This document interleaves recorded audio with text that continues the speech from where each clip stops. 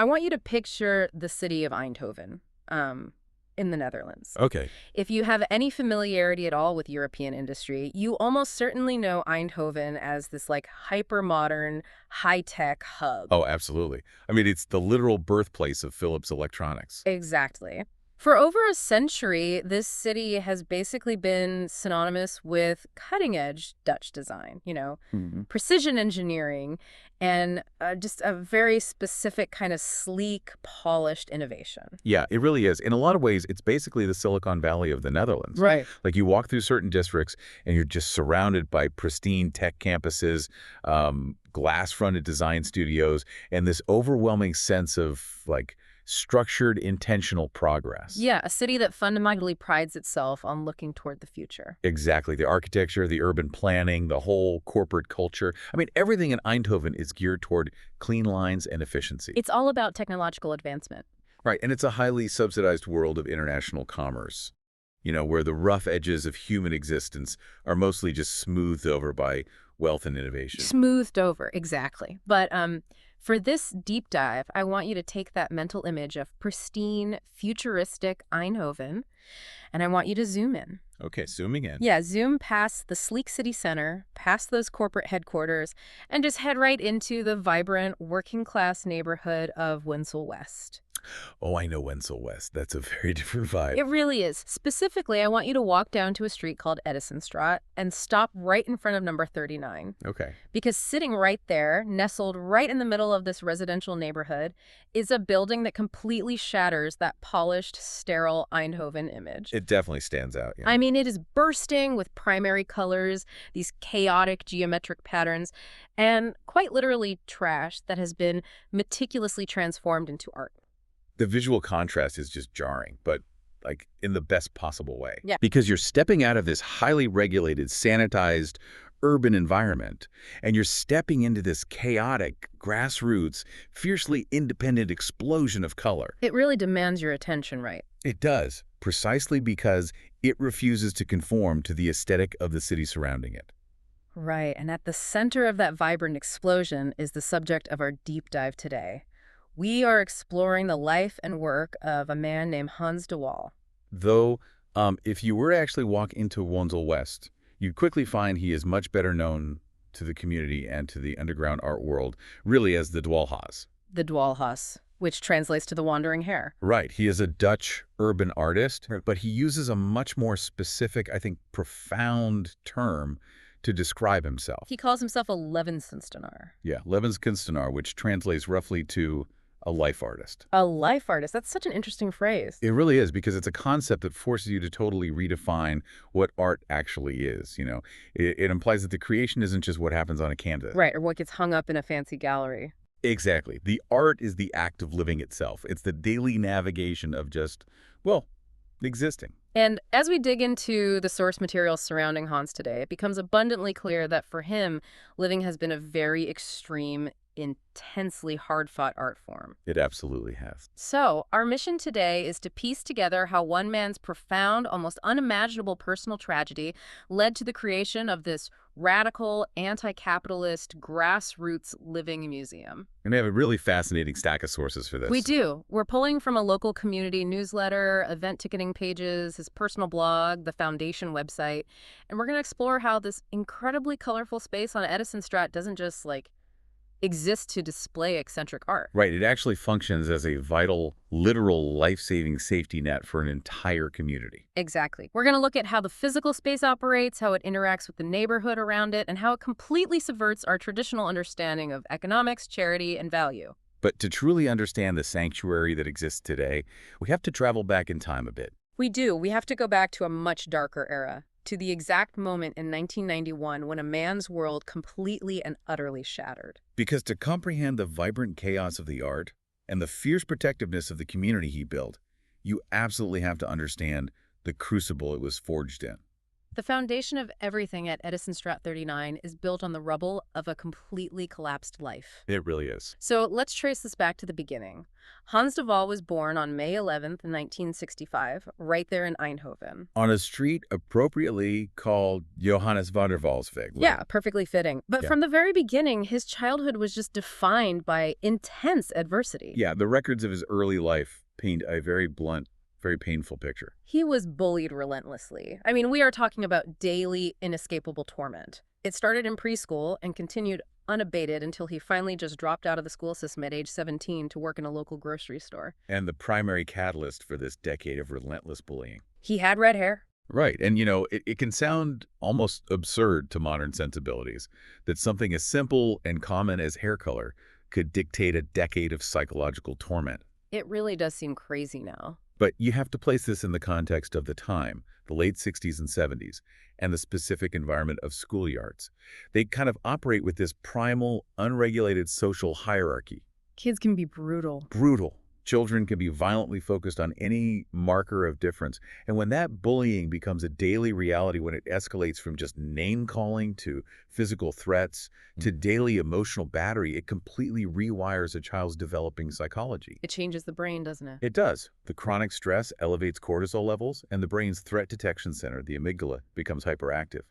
The child learns very quickly that the social world is fundamentally unsafe. And the isolation for him was absolute. He had no friends. Yeah. Literally none. For his entire childhood, his only companions were pens and pencils. Which is an incredibly telling detail about human resilience, I think. How so? Well, when the external social world is entirely hostile and unpredictable, the human mind instinctively seeks a space it can control, Oh, I see. right? And if that space doesn't exist physically, you create it. You retreat into a world on a piece of paper. You build your own safe room. Exactly. You build a universe where you set the rules, where you dictate the narrative, and most importantly, where you are safe from attack. Wow. So art, for Hans, didn't begin as an aesthetic pursuit or some fun hobby. It began as a fundamental survival mechanism. It was literally the only barrier between him and total psychological collapse. And that idea of a wandering, isolated survival, it brings us perfectly to his name, Dwaalhaas. The origin of this moniker is just this organic, almost accidental piece of poetry. It really is. So his surname is De Waal, and growing up, his acquaintances shortened it to Dwaal. And in Dutch, dweilen is a powerful verb. It means wandering, roaming, straying, or getting lost. Getting lost, yeah. And then you have his given name, Hans. Later in his life, he had an ex-girlfriend with a small child who simply couldn't pronounce Hans. The kid just called him Haas. Right, which means hare. So you fuse those two organic nicknames together, and you get Dwaalhaas, the wandering hare. The linguistic weight of that name is just fascinating, and he embraced it completely. He really did. He's actually noted that it feels almost like a Native American naming tradition. A title that isn't just a label, but a deep narrative description of his entire life trajectory. Yeah, because dweilen isn't just about taking a walk. No, it implies a path that lacks a clear destination. It's erratic, it's searching, occasionally deeply lost, but perpetually in motion.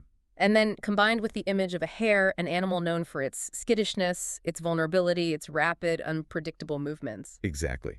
It perfectly encapsulates a life lived entirely outside the normal, expected linear progression of society. Because his path was the exact opposite of linear. I mean, after escaping the torment of school and starting to work, his youth was incredibly rough. He gravitated toward the margins. He did. He got involved with the nightlife, the quote-unquote wrong crowds, heavy alcohol use, and various subcultures. The people he surrounded himself with were living hard and fast. Right, and he experienced immense trauma very early on. He lost friends to suicide, to gang-related violence, to horrific accidents. He was drifting through a very dark, chaotic period. But then, the drifting seemed to stop. He found an anchor. He did. He met a girl named Angela. And Angela represented a profound shift in his trajectory. He's pointed out that her name literally means angel, and she truly seemed to function as a saving grace for him during that period. Yeah, with Angela, he started attempting to construct what society would deem a normal life. He focused on his employment. He focused on building a future with her. He started actually laying down roots. Right, after a youth defined by chaos and bullying and loss, He was actively trying to conform to the standard societal script of stability and partnership. But that stability was incredibly fragile, and that brings us to 1991. Yeah, 1991, this is the watershed moment, the defining demarcation of his existence. It's the moment that violently split his life into a before and an after. It really is. Because on September 5, 1991, Angela died. And the circumstances of her death are just harrowing. She didn't just pass away, she died physically in his arms. And the cause of death was anorexia nervosa. The psychological devastation of this event, I mean, it just cannot be overstated. No, it can't. Losing a life partner at a young age is universally traumatizing, obviously. But losing a partner to anorexia introduces a uniquely horrific dimension of grief. Because it's so drawn out, right? Yes. Anorexia is a disease of extreme self-deprivation. It is a slow, agonizing process where someone you love essentially vanishes before your eyes, both psychologically and physically. Wow. And as a partner, you are forced to witness this starvation, often feeling entirely powerless to stop it, to endure that prolonged helplessness, and then to have the final fatal moment occur literally in your arms. God. Yeah, that is a level of acute psychological trauma that shatters the foundational reality of a human being. And the aftermath was a total, unmitigated collapse. The fragile, normal life he had tried to build with her just disintegrated overnight. He simply could not process the grief. He couldn't. He lost his job. Yeah. And without an income, he built up massive, insurmountable debts. And inevitably, he lost his house. He was evicted. And he ended up on the streets of Eindhoven. For the next 2 to 3 years, Hans de Waal basically ceased to exist as a functioning member of society. He lived entirely as a homeless alcoholic. He fell through every conceivable safety net and landed in the absolute margins of the city. Yeah. He was existing in a shadowy parallel world, right alongside other severe alcoholics, junkies, and the chronically unhoused. His daily existence was reduced to a single consuming objective, acquiring enough alcohol to stay numb. Right. Because when trauma is that acute and when you lack any professional psychological support or familial safety net, chemical substances become the only accessible mechanism to turn off the sheer, blinding agony of consciousness. By every metric society uses to measure life, he was entirely broken. Completely broken. But then a lifeline appears, and it is one of the most fascinating, unsentimental, and conditional lifelines you could possibly imagine. Yeah, this part of the story is incredible. Right. A woman who owned a local restaurant and some other businesses in Eindhoven noticed him. She saw this broken man, and she pulled him, quite literally, out of the gutter. She offered him a roof over his head. She did. But she didn't offer him a cozy furnished apartment. She put him in a single, completely bare room in an old, dilapidated building. There was no kitchen. No kitchen, there was no shower, there was no toilet. And she handed him the keys with one absolute non-negotiable condition. He had to stop drinking entirely. That is a staggering ultimatum. It is an act of profound grace, but it is heavily laced with immense, uncompromising, tough love. Yeah, no kidding. She provided him with physical shelter, but in doing so, she violently stripped away his chemical shelter. Oh, wow. I never thought of it like that. You really have to picture the reality of this. Put yourself in that room. It's hard to even imagine. He is completely alone in this bare, unfurnished space. No amenities, no comforts. He has absolutely nothing but a small radio. And he is trapped in a room with his raw, unprocessed grief, the traumatic memory of Angela dying in his arms, and a body screaming through alcohol withdrawal. And now he is completely sober. The silence in that room must have been deafening, and the noise inside his own head must have been unbearable. It would have been. The human brain simply cannot sit in that level of raw, unmedicated emotional and physical pain without doing something. It has to react. It demands a distraction, a focal point, an outlet, or else it fractures completely. And this is where the specific environment of that building plays a crucial, almost destined role. Because this bare room happened to be situated in an old building where various other local artists rented space to work. Right. And what do artists leave behind in communal spaces? Trash. Leftovers. Discarded tubes of paint, broken canvases, splintered wood, rusted materials. Yes. And Hans, desperate for anything to occupy his hands and quiet his mind, desperate for anything to keep him from walking out the door and buying a bottle, starts picking up this trash. The survival mechanism from his bullied childhood kicks back in. The pens and pencils return, but this time he is using the literal garbage left behind by others. He starts to paint on the trash. Yeah. You know, visualizing him sitting in that empty room painting on garbage, it immediately makes me think of Kintsugi. Oh, the Japanese art philosophy. Yeah, where a broken piece of pottery is repaired, but instead of trying to hide the cracks with invisible glue, they mend the breaks with lacquer dusted in powdered gold. Right, right. The philosophy is that the breakage and the repair are integral parts of the object's history. They shouldn't be disguised. They should be illuminated. Exactly. But in Hans's case, he didn't have access to gold to put his shattered life back together. He had literal garbage. Yeah. He used discarded waste, and he painted over the massive gaping cracks in his life with these incredibly bright, vibrant, almost aggressive primary colors. The Kintsugi parallel gets right to the heart of what was happening in that room, and it actually mirrors a recognized psychological phenomenon known as post-traumatic growth. Oh, interesting. Yeah, the historical accounts of this period of his life frequently use a specific Latin phrase to describe his emergence. Luctor et emergo. Which means? It means, I struggle and I emerge.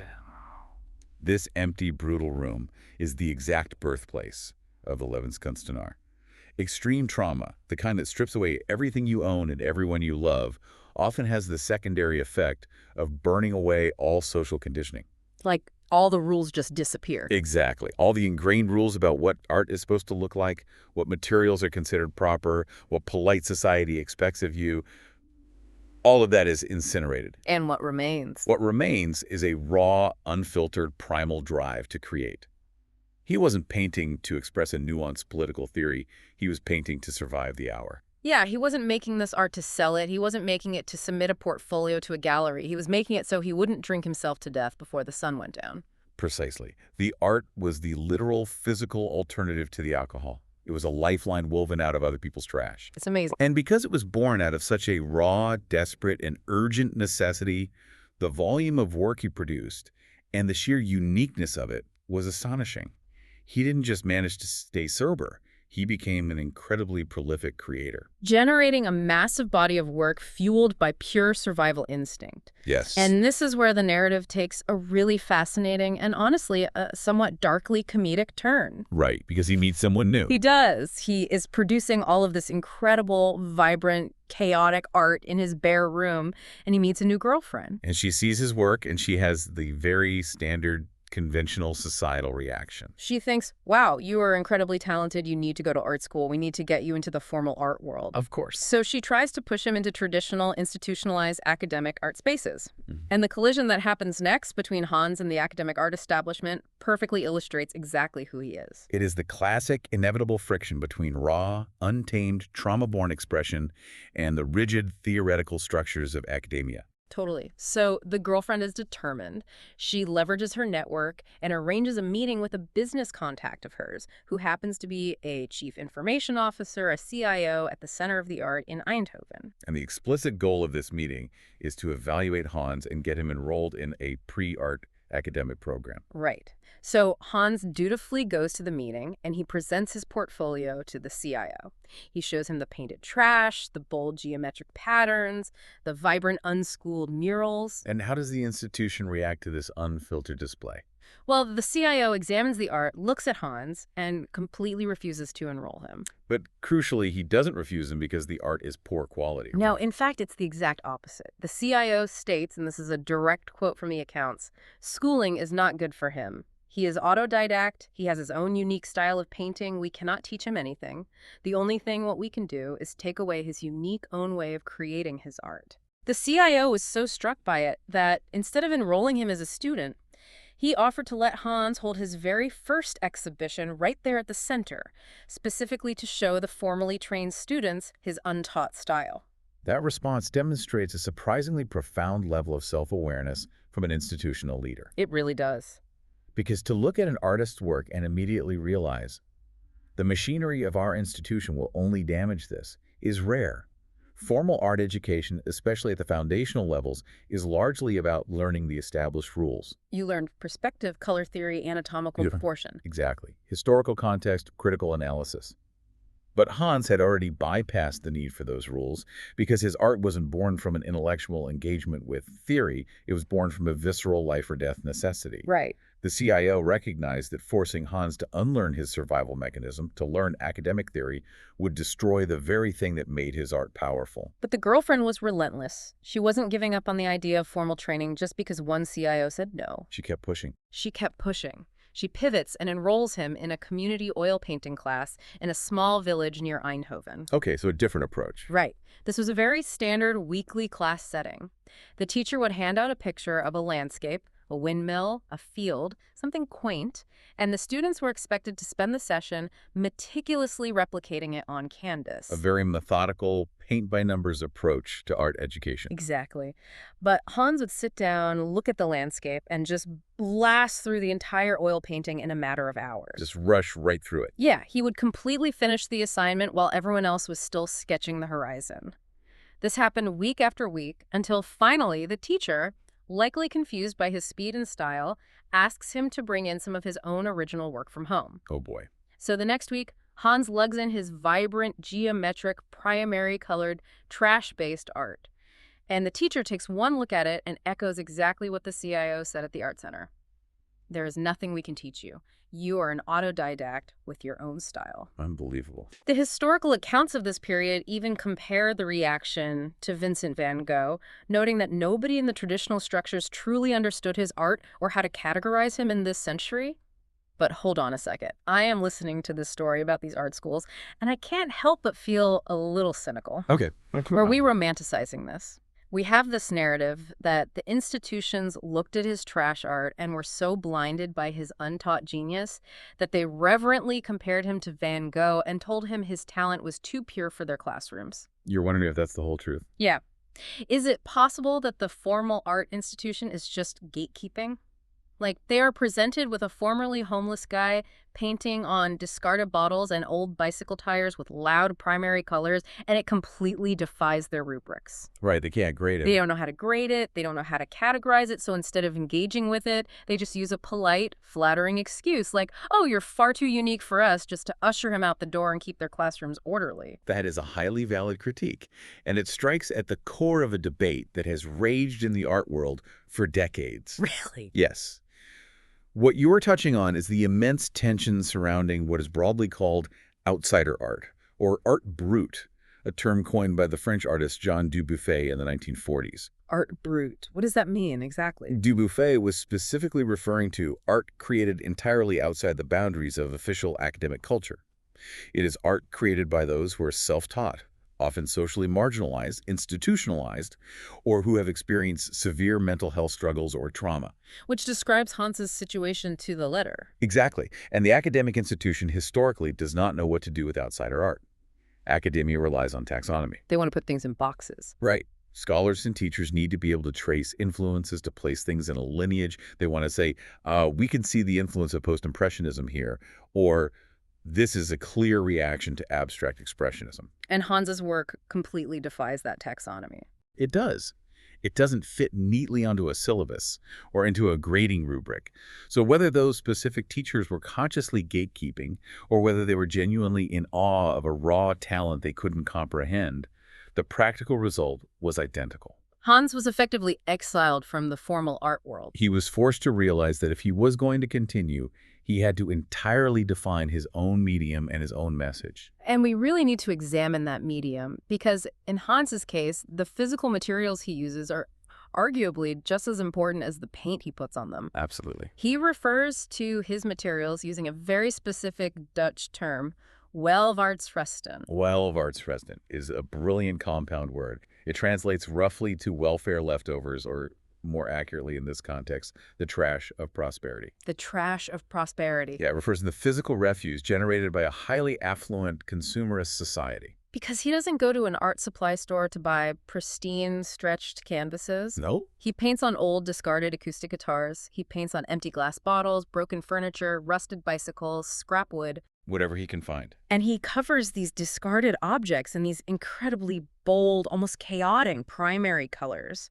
Bright reds, deep blues, stark yellows woven together with intricate geometric patterns. When you analyze his use of welvaartsresten, you realize it is a biting, yet ultimately redemptive, commentary on modern consumerism. How so? Well, think back to our initial image of Eindhoven, the tech city, the city of the new, the city of shiny upgrades and planned obsolescence. Right. In a wealthy, technologically advanced society, the volume of what we throw away is staggering.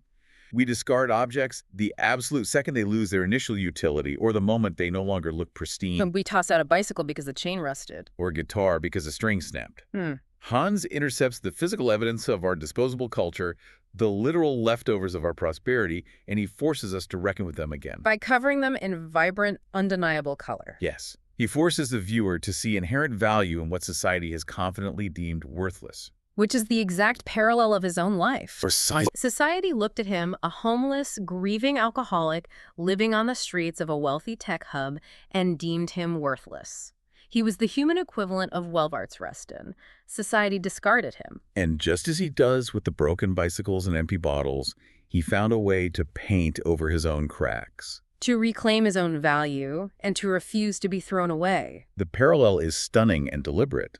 By obsessively redeeming these discarded objects, he is continually enacting his own psychological redemption. In his work, the medium is absolutely fundamentally the message. So, because Hans didn't fit neatly into the traditional gallery world, and because the art schools essentially locked him out whether out of reverence or rigid gatekeeping, he made a radical decision. He decided he wouldn't just sit in a room and create art. No, he would create an entire physical world of his own, governed entirely by his own rules, his own aesthetic, and his own philosophy. And that brings us to the physical location of Edisonstraat 39, the Dwaalhaas. The Dwaalhaas is the ultimate physical manifestation of the Levenskunstenaar philosophy. It is his mind, his trauma, and his recovery rendered in 3 dimensions. Let's take you on a detailed walking tour of this place, synthesizing the descriptions we have from the local Muislik directory and the Travo travel guide. Okay. Imagine you are walking down Edisonstraat in Woensel-West. It's a standard, working-class residential street. The exterior of the building might blend in slightly with the neighborhood, but the absolute moment you cross the threshold and step through the front doors, you are transported into a different reality. You must immediately discard any preconceived notions of what an art gallery looks like. There are no sterile white walls. There is no minimalist lighting. Not even close. You first enter through the space designated as the atelier, which also functions as the primary art gallery, and the art is literally everywhere. It is an immersive 360-degree explosion of color. There are vibrant paintings hanging on the walls, but the walls themselves are painted. The furniture is painted. If you look up, the entire ceiling is covered in murals. Every conceivable surface has been treated as a canvas. And the Travo Guide specifically notes that you have to take your time and look very closely at these murals. They aren't just chaotic splashes of color. They possess deep layers of meaning, right? Yeah, you start by seeing abstract, geometric shapes, but as you stare at them, those shapes slowly transform and resolve into recognizable forms, faces, and narratives. It's a space that demands active engagement from the viewer. From the overwhelming visual stimulation of the atelier, you walk through a doorway and pass into the Dwaaltuin, which is a vibrant, densely planted garden space, a little oasis of nature surrounded by the art. Sounds beautiful. From the garden, you step back inside into a mini thrift store. But unlike the massive warehouse-style thrift stores you might be used to, the items here are incredibly curated, tiny, eccentric, and offered for incredibly affordable prices. Okay, and then you keep walking. You keep walking deeper into the building, and you enter the Dwaal store. This section is dedicated to antiques, retro items, vintage collectibles, and bizarre design pieces. It's a relatively small room, but it is incredibly dense with visual interest. Everywhere you look, there is a piece of history, a discarded treasure, a piece of Welvaartsrusten waiting to be claimed. And the tour doesn't end on the ground floor. No, you go up the stairs, and it's important to note the sources mention that, unfortunately, the upstairs is not yet wheelchair accessible, which they are working on, but you go up these stairs and you find the Vincent van Gogh bedroom. Hans has taken an entire room and designed it meticulously in the chaotic, vibrant Dwaalhaas style, paying homage to Van Gogh. The directory lists it as technically under construction, but it is completely open to the public. They don't block it off with ropes. In fact, they actively encourage visitors to go in, sit on the furniture, take selfies, and physically interact with the space. Which is amazing. What you are describing is the total intentional breakdown of the traditional barriers that segregate human activity. In modern society, we have strict categorizations for physical spaces, Like a gallery is for looking at art, a store is for transactional commerce. Exactly. A garden is for nature. A bedroom is for private rest. Hans has violently collapsed all of those categories into a single fluid environment. It's a gallery, a store, a garden, and a bedroom all at once, It's a living space in the truest sense of the word. which is exactly the term he uses to define it. The overarching concept governing all of these interconnected rooms is the Leefmuseum, the living museum. And I want to be clear, this isn't just a catchy marketing title. It is a radical, fiercely guarded philosophy of operation. It absolutely is. The Leefmuseum is entirely aggressively unsubsidized. It receives absolutely no government funding, no municipal grants, no corporate sponsorships to exist. Hans explicitly describes it as a consumer-run project for outsider art. We really need to emphasize what a consumer-run project means in practice, especially for marginalized populations. He defines it as a safe haven where absolutely everyone is equal and where there's zero judgment. Think about the physical and psychological experience of walking into a traditional art museum. Usually the moment you enter, you are hit with an atmosphere of hushed, intimidating reverence. Right. There are velvet ropes keeping you away from the art. There are glass cases. There are uniformed security guards whose entire job is to tell you to step back, to not touch, to lower your voice. You are positioned as a passive, inferior observer of high culture. But walking into the Leefmuseum is the exact polar opposite. It is an anti-museum. You walk in, and instead of a guard telling you to step back, someone might literally hand you a paintbrush and tell you to add to the wall. Or they might ask if you know how to tighten the brakes on an old bicycle they found. It feels vastly less like a clinical institution and much more like a chaotic, incredibly welcoming living room, specifically designed for the displaced. The psychological brilliance of this setup cannot be overstated. By entirely removing the transactional, austere, and heavily regulated nature of a typical gallery or institutional community center, Hans has organically created what sociologists and urban planners call a third space. A third space. I've heard that term thrown around a lot. What exactly defines a third space in this context? The concept was popularized by the sociologist Ray Oldenburg. The framework is simple. Your first space is your home, where you live and rest. Your second space is your workplace or school, where you are obligated to perform and be productive. Okay, so the third space is... A third space is a community anchor. It's a neutral public place where people gather voluntarily, a local cafe, a public library, a neighborhood park, or a pub. It's a place where you can go and simply be without the pressure of economic productivity, without the hierarchy of the workplace, and without the isolation of the home. That makes sense. But here is the critical issue. For marginalized people, people who are recovering from severe addiction, people experiencing homelessness, people dealing with debilitating mental health issues, or people trapped in deep poverty, true third spaces are almost entirely denied to them because modern third spaces almost always require capital to access. Right, you can't just sit in a coffee shop for 4 hours. Eventually, the barista is going to make you buy a €5 latte or ask you to leave. Exactly. Capitalism has commodified the third space. But Hans entirely removes that economic barrier. The documentation on the Leefmuseum explicitly notes that there are almost no rules, no mandatory financial contributions, and absolutely no required memberships. It is a space designed purely for empowerment, for discovering latent talents. Or as the Dutch community materials beautifully phrase it, terug in zijn kracht komen, coming back into your own power. Wow. He is facilitating deep, genuine social healing by providing a physical environment that operates completely outside the crushing pressures and expectations of modern capitalism. It's a place where you are allowed to just exist. And that profound rejection of capitalism isn't just an aesthetic choice or a cool underground vibe. It is literally structurally codified into the economics of how the Stichting, the official foundation, operates day to day. It really is. This brings us to what is arguably the most mind-bending, counterintuitive part of the entire Dwaalhaas story. Their business model is built on zero profit. It is a fascinating, deliberate subversion of standard economic principles. It forces you to question the fundamental purpose of commerce. Let's look at the mechanics of this. The Stichting Dwaalhaas was officially founded in 2017 to manage the space and the projects, and the core economic philosophy of this foundation is summed up perfectly in a quote from Hans on his official website. What does he say? He writes, "Selling art is buying happy moments." Selling art is buying happy moments. That sounds nice, but here is the absolute kicker. Original Dwaalhaas artworks are no longer for sale. Period. You really have to let that sink in. The primary, most valuable product of a prolific artist. The unique original paintings and sculptures that could easily generate significant income is completely intentionally removed from the open market. Yeah. If you visit the Dwaalhaas and you fall in love with an original piece on the wall, you cannot buy it.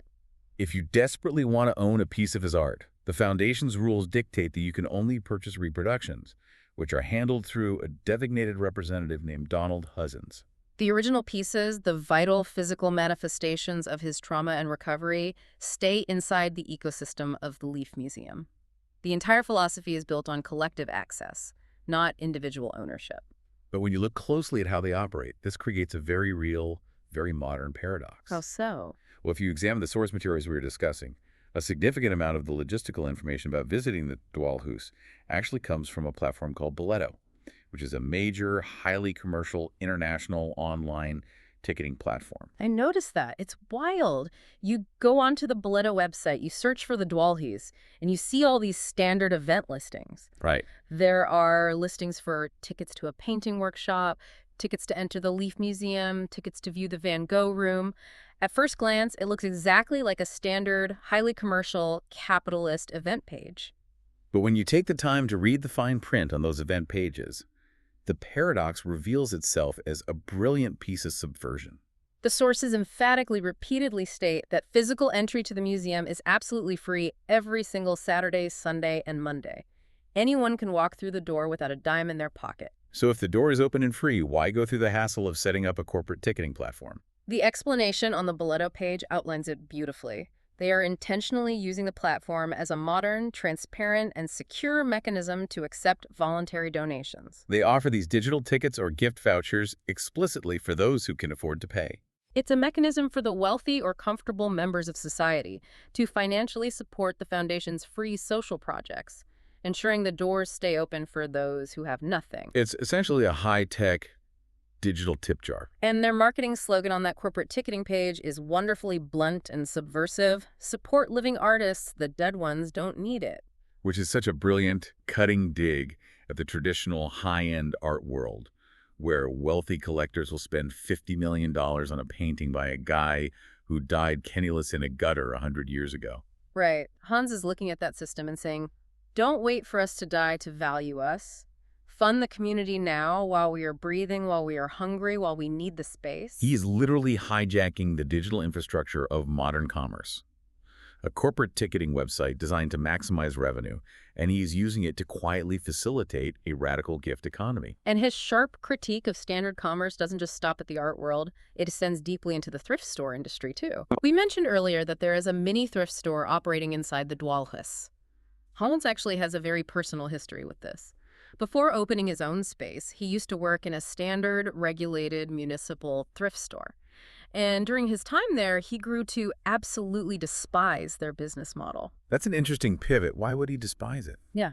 In the public consciousness, thrift stores are almost universally seen as an unmitigated public good. They recycle goods and provide cheap items. You would certainly think so. Working on the inside, Hans noticed two massive systemic flaws that completely undermine the charitable mission. What were they? First, he was furious that the items which were donated to the store completely for free by the public were then being priced far too high by the management. They were priced out of reach for the poorest citizens in the neighborhood, the exact marginalized people who needed those items the most. And the second flaw. And second, he harbored a deep hatred for what he called the 8-week rule. The 8-week rule. Yeah.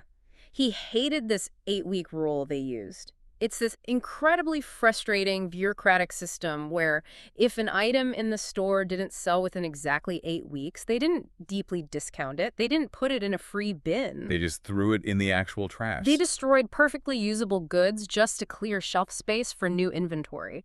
It is the literal definition of artificial scarcity applied to donated charitable goods. That is the insidious, often hidden nature of commercialized charity.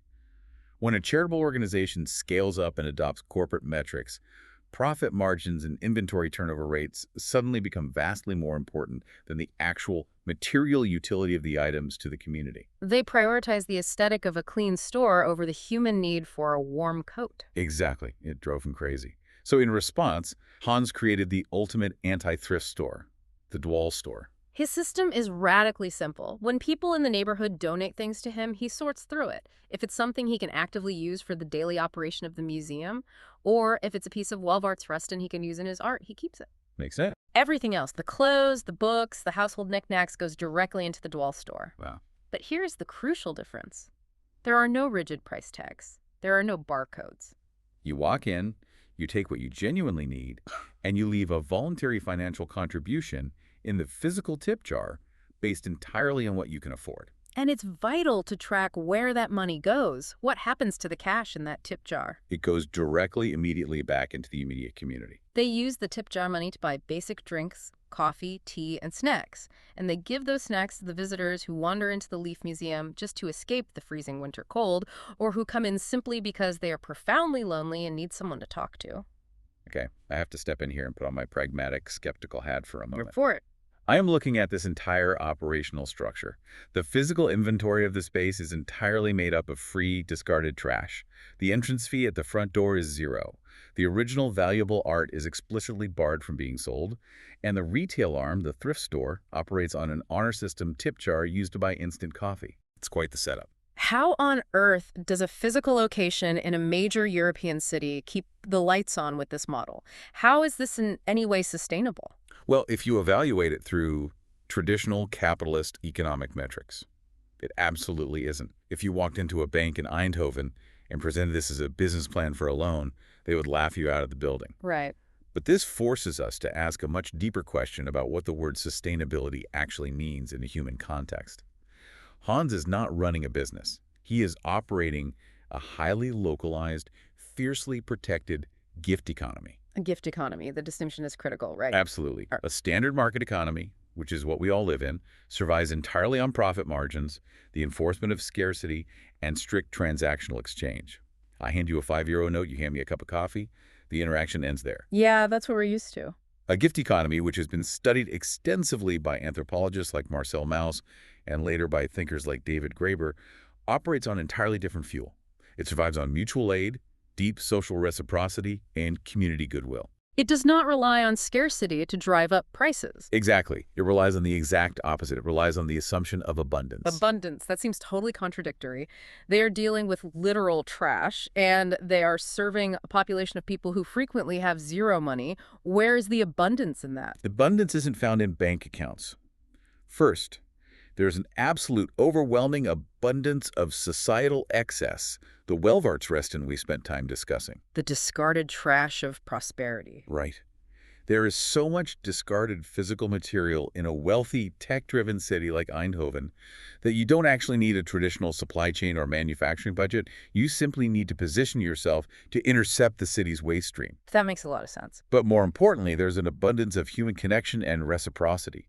The Dwaalhaas survives month to month because the surrounding community actively wants and needs it to survive.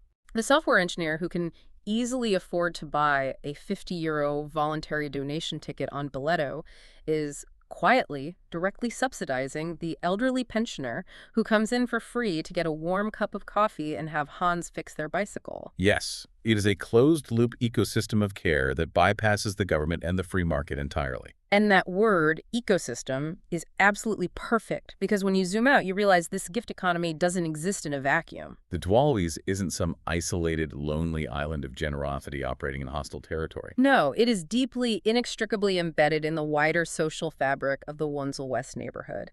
And this brings us to one of the most illuminating pieces of documentation we have. A local community newsletter published in the fall of 2021. Ah, the newsletter from Birthplace 360. This is a vital piece of the puzzle because it contextualizes Hans's work. Yes, Birthplace 360, which roughly translates to Neighborhood Workroom 360. It is a local community center situated right down the street from the Dwaalhaas on Stevensonstraat. And reading through this specific fall 2021 newsletter is like examining a microscopic cross-section of a perfectly functioning, localized community safety net. It paints such an incredibly vibrant and detailed picture of what is actually happening in this neighborhood. It serves as empirical proof that a resilient community isn't built by one massive government program. It is built on a dense multitude of small, overlapping, hyperlocal initiatives. Let's really detail this tapestry of care because it is incredibly moving to see what is happening within just a few blocks of the Dwaalhaas. First, the newsletter highlights a program called Practice Your Dutch. It's a completely free, informal get-together hosted every Thursday evening, right? Yeah, it's designed for immigrants or non-native speakers to practice the language in a cozy, low-pressure setting, entirely removing the anxiety and cost of formal textbooks in classrooms. Which is absolutely crucial for social integration. Yeah. Language barriers are one of the primary drivers of urban isolation. By removing the financial and academic barriers to learning, they are immediately drawing marginalized people into the community fold. Then, on the next page, you have the World Kitchen. There is a local guy named Ruslan who takes over the kitchen to cook for the neighborhood once a month. The newsletter absolutely raves about his food. They talk about his perfect sushi, his heavenly burritos, and his specialty, fried ice cream. And a full, massive, multi-course meal cooked by Ruslan costs exactly €5. I want to pause on the fried ice cream for a second because it touches on something deeply important. Oh. Often when society provides food for low-income or marginalized populations, it is purely about caloric survival. It's a block of government cheese or a bowl of plain soup. Providing sushi and fried ice cream for €5 is an act that recognizes that poor people don't just deserve to survive. They deserve joy, culinary delight, and dignity. Exactly. It's about the dignity of joy. And you see that everywhere in this newsletter. Right next to the World Kitchen is Elz's health advice. Els is a local orthomolecular specialist. She volunteers her time to give completely free, natural health consulting and dietary advice. She specifically works with people in the neighborhood who are dealing with chronic lifestyle diseases like diabetes, helping them manage their health when they might not be able to afford specialized private care. And the focus on the youth is staggering, too. The newsletter highlights organizations called Stichting Hengel and Infomix. These groups offer completely free lessons in piano, cello, acoustic guitar, and they even have a full rock band set up. You have professional, giggy musicians volunteering their time to teach kids in Woensel-West kids who would absolutely never have access to private cello lessons in a standard economic model. And in this pantheon of neighborhood heroes, we cannot forget Ari. Ari is the absolute best. The newsletter dedicates space to Ari's klushhulp, which translates to Ari's handyman help. He is the designated neighborhood handyman who goes around fixing leaky faucets or hanging shelves for people who have a very small wallet and, as the newsletter jokes, 2 left hands. I love that. And it's not just labor, it's social connection. On Wednesday afternoons, Ari and a woman named Mia run the neighborhood bingo game. It costs €6 for a small bingo card, 8 for a large one, and that price includes a hot fried snack and a drink. What is so deeply striking about this entire list of activities is the fundamental dignity it affords the residents of Woensel-West. It comprehensively recognizes that a marginalized or working-class community requires full access to culture, specialized health advice, musical education, and simple entertainment. It refuses to accept that a lack of capital should mean a lack of a full, rich human experience. And right there, nestled proudly in the middle of this amazing newsletter among Els, Ruslan, and Ari, is an incredibly loving shout-out to Hans de Waal. The community center dedicates a whole section to their fine Burman, their incredibly nice neighbor, the Dwaalhaas. How exactly does the community center frame his work to the neighborhood? They write about him with such deep affection. They say he is a man entirely after their own heart, someone who is always constantly looking for new ways to connect the people of the neighborhood. They actively promote his open atelier in the newsletter as a place for a free spirit to wander. They specifically note that there is no hidden agenda at the Dwaalhaas. And they use this beautiful phrase, nothing is required. Much as possible. They actively encourage people who are hanging around the community center to walk down to Edison Strat 39 to look at the chaotic art, to pick up a free plant from his designated plant shelter, or to just sit down and have a good, unhurried conversation. You know, reading through this newsletter and mapping out the geography of these programs, I kept visualizing this very specific analogy. Woensel-West operates exactly like a coral reef. A coral reef. Okay. Walk me through the mechanics of that comparison. If you look at a coral reef in the ocean and you isolate just one single tiny coral polyp, it seems completely laughably insignificant against the massive, crushing, relentless weight of the ocean currents. Right. By itself, Ari running a Wednesday afternoon bingo game or Els giving an hour of free diet advice, or Hans painting a mural on a discarded bicycle individually, Hmm. those microactions cannot fix the massive systemic issues of global poverty or urban isolation or the housing crisis. True. But when thousands and millions of those tiny, seemingly insignificant polyps link together, they build a calcium carbonate structure that is so massive, so incredibly dense and strong, that it literally breaks the ocean waves. Oh, The reef absorbs the kinetic energy of the ocean, and in doing so, it creates a calm, protected, nutrient-rich lagoon where an entire ecosystem of thousands of other vulnerable fish and creatures can thrive in safety. that is exactly what they are doing in Woensel-West. Hans, Eri, Els, Ruslan, they are the polyps. Together, they're building a massive interlocking barrier against the harsh, isolating, hyper-capitalist currents of modern urban life. They are creating a lagoon where people can survive. That analogy perfectly synthesizes exactly what we're looking at, especially when we view this through the lens of modern urban planning and sociology. It connects us right back to our very first image of the city. Eindhoven. Think back to the travel guide description of Eindhoven that we discussed. The dominant narrative of the city is defined by high-tech campuses, by the legacy of Philips, by patents, and by a massive soaring GDP.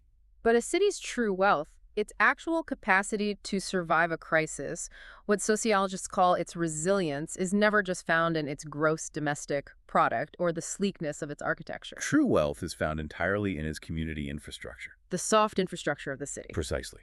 The human infrastructure. The interwoven networks of trust and mutual aid. Eindhoven may be a hyper-modern, technologically dominant city on the global stage, but its actual soul, its humanity, is being preserved by these grassroots, intensely unsubsidized projects hiding in the working-class neighborhoods. Projects like Birthplace 360 and Stichting Dwaalhaas unequivocally prove that a healthy city desperately needs these porous, non-commercial, chaotic spaces to remain habitable for humans. Without the coral reef to break the waves, the ocean just washes the vulnerable away. So as we look at the incredible reef that Dwaalhaas and the Woensel-West community have built together, we have to look toward the future, because despite everything he has accomplished, Hans de Waal is absolutely not done. He has a massive ultimate dream for the future of Stichting Dwaalhaas. He outlines this vision very clearly on his foundation's page. He calls it the Anton Buhuis. Yes, his ultimate dream is to scale up this philosophy. He wants to acquire a much larger building, or potentially even an old, sprawling farm on the outskirts of the city, a place with unlimited physical possibilities. He wants to expand the concept of the Leefmuseum far beyond just painting on trash. He wants it to encompass all conceivable forms of what he brilliantly calls survival art, or in his native Dutch, overleven. It is a stunning piece of linguistic wordplay. In Dutch, leven means living, the basic act of being alive. But overleven means survival. He is fusing the art of living with the stark necessity of surviving. He envisions a massive space where absolutely anyone, regardless of their background, their addictions, or their bank account, can come and develop their latent talents. He wants a giant canvas to prove to the world that creating beauty, building community, and finding purpose don't have to cost much. He believes that with aggressive recycling, mutual aid, and a dedicated community, all human dreams can be realized outside the confines of money. As he writes simply at the end of his manifesto, all I need is space, a lot of space. It is the natural, beautiful evolution of his entire life's journey. He started in a single, freezing, empty room where he painted on trash simply to keep himself from drinking to death. And now his vision has expanded to encompass a massive, sprawling, unsubsidized sanctuary for anyone in the city who needs a place to heal. It is an almost unbelievable arc. Let's just briefly recap the sheer distance this man has traveled, because it is staggering. We started in 1991 with Hans de Waal completely, utterly shattered by the horrific, traumatic death of his partner, Angela, in his arms. He loses everything.